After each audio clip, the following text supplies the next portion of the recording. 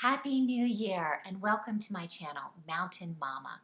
My name is Mary Silverberg, and guess what? Last year I lost 20 pounds slowly, and I have kept it off and maintained that weight for about 4 months now. And I thought I would share my weight loss journey with you all. And my story is going to be broken down into 5 parts.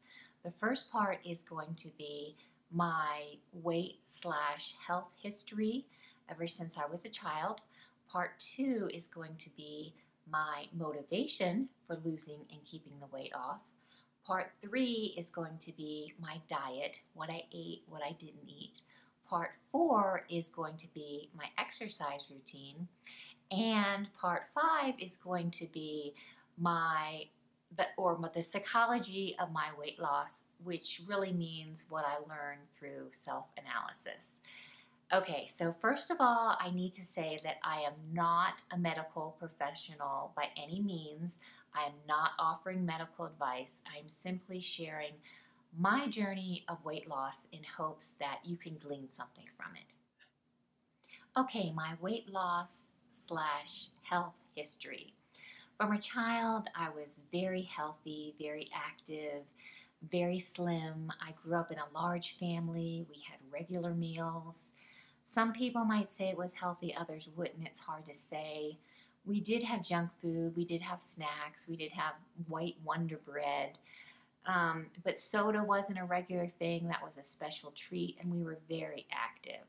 So everything was fine until I became a late teenager, and that's when I began to put on a little bit of weight slowly, and then slowly got faster and faster, and I put on a lot of weight. So by the time I was 19, 20 years old, I had probably put on a good 35 or 40 pounds, and I was definitely an emotional eater. I would watch movies and eat and just imagine my troubles away. So I got motivated to lose the weight, and my motivation was pure vanity. I wanted to look good, and I wanted to look good bad. So slowly, over a couple years, I ate less, I exercised, I just kept at it, and I lost about 35, 40 pounds. And when I got married, I looked pretty good. I was happy with the way I looked. I was happy with the way I felt. I was healthy. Everything was great. I started having children. I would say my first 3 children, I pretty much lost the weight each time. I gained too much, but I didn't panic because I knew how to lose the weight. You stick with it, you eat less, you exercise more. With child number 4 and 5 and 6, I would say each time I maybe gained a little more and didn't lose it all. So by the time I left off childbearing, I was a little overweight. I was probably 10, 15 pounds heavier than I was before I got married, but it was all good. I was still 20 pounds less than, when I was 19 or 20 years old. And my husband and I, we loved each other. We were very comfortable with each other. I felt good. I looked good in clothes. It was all good. And then as I approached my 50s, I started gaining a little bit more weight, and then it got faster and faster. And I didn't quite reach what I was in my earlier years, but I got close to it. And my husband and I were taking the trip of a lifetime. We were going to Hawaii, and I was really looking forward to that trip, so I got motivated to slim down again, and that felt really good. We had a wonderful, beautiful vacation in Hawaii. I was able to get some new clothes and looked great, felt great. And then we came home and I gained it all back. Slowly but surely, I gained it all back. So this brings me to the point I was last year where I got motivated to lose the weight and keep it off. And that motivation was quite different than when I was a young woman. And I'm going to share that next. Motivation for losing 20 pounds and keeping it off last year. Okay, so I was not feeling very well. I had digestive issues. I was eating all the time. I was never really hungry. I felt bad. I was losing muscle. I was losing strength. Everyday tasks were getting more difficult for me, like picking up a case of water or using my mixer, getting it out from the bottom shelf. I was considering going back to work. I was seeking a job as a flight attendant, and they had requirements as far as lifting 40, 50, 60 pounds of weight above your head, which would be very difficult for me. And I wanted to slim down for that, but I was more concerned about feeling good. I just felt bad all the time, and it was just from eating so much all the time. And I knew something had to give. And about the time that I was thinking that, yeah, I've got to make a change. This is just too much. I don't want to go on like this. I want to be active. I want to be healthy. I want to feel good.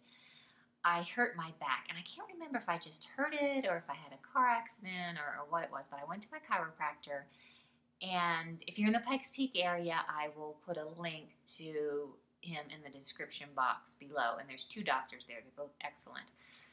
Anyway, I went to see him, and he made the adjustment, and then he asked me if there's anything else he could help me with. And I explained to him that I was having trouble with lower back pain, that whenever I stood for longer than a couple minutes, my lower back really hurt me. And he said, if you're having that kind of pain, it's because you need to strengthen your core. Your core has gotten very weak, and that's why you're having that pain. Well, this was very discouraging. You know, I didn't like to exercise, except for going for walks. I did like that. But I wasn't looking forward to starting an exercise routine. But one thing he said I could do was get on an exercise ball and just balance. Just sit on it and balance. And I thought, well, I watch TV every night. I guess I'll try that. So every night for about 15 minutes, I would sit on that exercise ball when I was watching TV, and I would lift my legs up. And then if I lost my balance, I would just put my feet down. And after a couple of weeks, I noticed my back was much stronger. I could stand for longer than a few minutes without any back pain. I could do dishes. I could go shopping with my husband at Lowe's, and when he stopped to look at all the tools and study everything, I could stand there with him. Whereas before, I would have to loop around the aisles, because if I kept walking, my back didn't hurt. But if I stood still, my lower back really began to hurt. So I increased my time on that exercise ball to 30 minutes a night when I was watching the news or movies, whatever we were watching. And this really motivated me that I could get stronger, that I could exercise. I knew if I ate better that my stomach problems, my digestive issues would go away. And exercising and eating better would help me to lose weight. Losing weight would just be a result of those things. And that would help me to look better and feel better too, especially going back into the workforce. So that was my motivation. I really just wanted to feel better. I wanted to feel healthy. I wanted to be strong enough to have a job again and to be active, to do things with the family, with my grandchildren. And that's what motivated me. My diet. My diet is simply what I ate and what I didn't eat. What I decided to do was I wrote down a list of everything that I would allow myself to eat. And I allowed myself 1,600 calories a day. I wasn't super strict about that, but that was my goal, to keep it under 16 calories. And I was going to eat every 2 to 3 hours to make sure that I didn't get super hungry. So I had a whole list of things that I gave myself permission to eat. And they were small meals, like a whole grain cereal with almond milk. That was, I think, 300 calories. An apple, a fresh apple with 2 tablespoons of peanut butter. A quarter cup of nuts. A Chobani yogurt, very high in protein, and a banana. That would be one. Salads from Costco. I would eat quite a few of those for lunch or for dinner. I have a real sweet tooth, so I would buy things like Skinny Cows, which are 150 calories, or fudge bars, which are like 100, 120 calories, or whole grain bars or protein bars things like that. I had a whole list of what I could eat throughout the day, and I would eat every 2 or 3 hours. I would try and eat high fiber, high protein. I would keep myself from getting super hungry, and I would try and keep it under 1,600 calories a day. I didn't always meet that, but I just tried to get right back on it if I went over. And if I went out to eat, I would try and eat smaller portions throughout the day so I would have more calories at the end of the day. And that seemed to work really well. I'm also a big fan of intermittent fasting. And don't let that scare you. It's as easy as fasting from food for 12 hours every night. So I kind of fell into a nice groove of fasting for 14 to 16 hours every night. So if I stopped eating at 6 p.m., I wouldn't eat again until the next morning at 8, 9, or 10 a.m. And that felt really good. It just gave my whole digestive system a break from processing food, gave my pancreas a break from making insulin, and it just felt really good. And I will try and link a couple of documentaries below on intermittent fasting and the benefits of it. One supposed benefit of it is it allows your older cells to die off more quickly, and then they're replaced by newer cells. Sounds good? Sounds right? Anyway, I just know that it feels good. So I did that quite a bit. And yeah, that was it. I ate every 2 to 3 hours. I kept my calories around 1,600 or less. And I fasted every night, 12 to 14, sometimes 16 hours, normally around 14. And if I didn't make that goal, I didn't beat myself up, and I got right back on it the next day. Exercise. Exercise was so important and is important for me on this journey to get stronger and to get healthier. I did a lot of walking. I walked almost every day. Sundays I took it easy. I might only go for a 10, 15-minute stroll just to keep my body moving. But I probably exercised 5 days out of the week. And like I said, I did a lot of walking. I started out doing 20 minutes in the morning and then 20 minutes in the evening. And then I just kept adding to where I was doing 30 minutes walking in the morning, 30 minutes in the evening. I think I peaked at around 40 minutes walking in the morning, 40 minutes walking in the evening. And then I also did push-ups on my basement steps. I was not able to do a push-up on the floor, so I just did them on the steps. And I started with 10 push-ups in the morning and 10 push-ups in the afternoon. And boy, those last few push-ups were really hard to do. But every week, I added another set of 10. So the second or the third week, I was doing an extra set in the morning, and then the next week, I would do an extra set in the afternoon. So I got to where I was doing 3 or 4 sets of 10 in the morning and then 3 or 4 sets of 10 in the afternoon. And I felt like that wasn't enough to keep building my upper body strength. So when I was walking for 10 minutes, I started adding dumbbells. I had like 3-pounders that I would walk with for 10 minutes. And then I increased that to 15 minutes and then 20 minutes. And this wasn't adding extra time to my workout, but I was adding weights to my workout. And then I increased those dumbbells to 5 pounds instead of 3 pounds.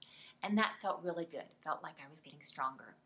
And then I was doing my exercise ball balance every night. I was sitting on that ball with my legs off the floor, balancing, and I started out with 15 minutes a night, and then I increased it to 30 minutes a night. My core was getting stronger. My upper body was getting stronger. I felt much better as far as lifting a case of water or lifting my mixer. Exercise is just so important to me. It helps me feel better. It's helping me get stronger. It helps me sleep better at night too. And I plan on continuing to exercise. I do want to share one more thing with you, and that is about eating out. I have found that it really helps that if I'm going out to eat, that I have a buddy where I can split a meal with. Okay, so let's say we go to like Red Robin and we order burger, fries, diet soda, which is a treat for me, and a dessert. I can have half the burger, half the fries, half the dessert. I haven't stuffed myself. I've enjoyed everything that I wanted to enjoy. I don't have calorie regret, and it feels great. but I always can't go out with someone who wants to split a meal with me. So I've learned to make small changes. So let's say I'm at that same restaurant with my husband and I really want French fries. I might order my burger without the bun and have the fries. Or I might just order the burger and the Diet Coke. Or I might order a burger and take the top bun off and eat it with a knife and fork and then just eat half of my husband's fries. So I found that making small choices like that is really good for me because I'm still satisfying myself. I'm still eating those super yummy, super good foods, but I'm not overeating. I'm not giving myself a stomach ache, and I don't have the regret that I ate something I shouldn't have eaten, or that I ate something, or that I ate too much of something. Yeah. I call this section my psychology of weight loss, and I learned these things through self-analysis, and maybe you can learn something from what I've learned on my journey. And there are 5 parts to this. The first thing I learned is that I was eating as an emotional escape. And what I found was whenever I was discouraged or distressed, I wanted to eat something really good and I would go in my mind to my happy place. And I got to where I was associating food with that happy place, when it was actually the mental activity that was going on in my mind that was, the happy place. So I decided I wasn't going to do that anymore. Whenever I was eating, I was going to be in the moment and I was going to enjoy what I was eating and not think about some other happy world where I didn't have any problems. The second one is I decided to talk to myself and not listen to myself. I discovered that I was talking trash or talking down to myself when I would have a temporary setback or failure in my healthy eating ambitions. And I realized that I would never talk that way to my children, never. I would never talk that way to my husband or my friends. I would encourage them. I would tell them, it's okay, you can do this, just try again. So I decided I was going to talk that way to myself. I wasn't going to listen to that bad voice in my head. I was going to encourage myself. Yes, you can eat healthy. Yes, you can be a good steward of your body. The next thing was what I call calorie worthy versus calorie regret. And I found that a lot of times I was just mindlessly eating, and then I realized I really didn't enjoy what I just ate, and I had a lot of regret about eating it. So I decided that before I ate something, I was going to stop and I was going to think about it. Is this calorie worthy? Am I going to enjoy it? Or am I going to regret eating it afterwards? And this took a while because I was so used to just seeing something and eating it. So it took a while to stop and think about eating it. Stop and think about why I was eating before I actually ate it. But once I got to that point, that really helped a lot because I found that no, I really don't want to eat that. I'm not going to enjoy it and I'm going to regret it. And then when I came across something that I really did want to eat, and I had been eating healthy and I had exercised, and I was like, yes, I am going to eat that and I'm going to enjoy it and I'm not going to have any regrets. And that really helped me to eat a lot better. Number 4 in this section is to be flexible. I'm a little on the OCD side. I like to have a regular schedule. I like to eat the same things at the same time of day. I like to have my exercise at the same time. And if that gets upset, it can be kind of distressing to me. And it kind of just makes me throw the whole healthy eating thing out the window. Like, if I can't exercise one day, what's the point? I might as well just eat, the whole refrigerator. And I resolved, I'm not going to do that anymore. I'm not going to allow myself to do that. I'm going to be flexible. If I can't exercise every day, it's going to be okay. I'm just going to start exercising tomorrow, or I'm going to exercise 4 days a week or 5 days a week. And if I can't eat exactly what I want to eat, I'm just going to work on making good choices for myself. And then the next thing is what I call the bounce. And every time I've lost weight in the past, there's always been a bounce. where you're losing weight, you're losing weight, you're losing weight, and then bing, you bounce up. And sometimes you bounce all the way to where you were, sometimes you gain more weight back. To know that that bounce was coming and that I was going to fight that bounce was very helpful. So last year, the first 6 months, I had a fairly steady weight loss of about a pound a week for 6 months. So I lost about 25 pounds in the first 6 months. Over the next 2 months, I had the bounce. And I slowly gained about 5 pounds back. And I was aware of it, and I was struggling to get it under control. I was struggling to eat better and to exercise more. And after about 2 months, I was able to get it under control, to stop the bounce. I didn't lose it, but I stopped it. And I maintained that weight for the last 4 months of the year, which means I was at a net loss of 20 pounds for the year. And that also was very helpful to know that bounce was coming, and to be prepared emotionally and physically that I was going to deal with that bounce. Okay, so that comes to the conclusion of this video. I discovered what works for me. I discovered that I needed to be flexible. There are a lot of diets out there. Not all of them work for everybody. I watch people be on the keto diet, which you hear a lot about. I can take some good things out of that diet. I can eat high protein. I can eat lots of vegetables. I can eat fresh fruits. I cannot eat high-fat foods. They give me a really bad stomach ache. So I look at a diet plan. You know, I eat the meat and I spit out the bones. I figure out what works for me, and that's what I do. I've learned to be flexible. That you know, I guess I've learned a little to deal with my OCD. That I have to fight that. If things, I can't have them always exactly the way I want to, it's okay. I can still be successful in eating healthy. And let's see, I'm committed not to perfection, but to healthier eating and to exercising. And for the first time in a long time, my goal for this year is not to lose weight. My goal is to maintain weight and to keep getting stronger and to build muscle. Yeah, so that's about it. I'm feeling pretty good, and I hope this has been helpful to you all, and thanks for watching.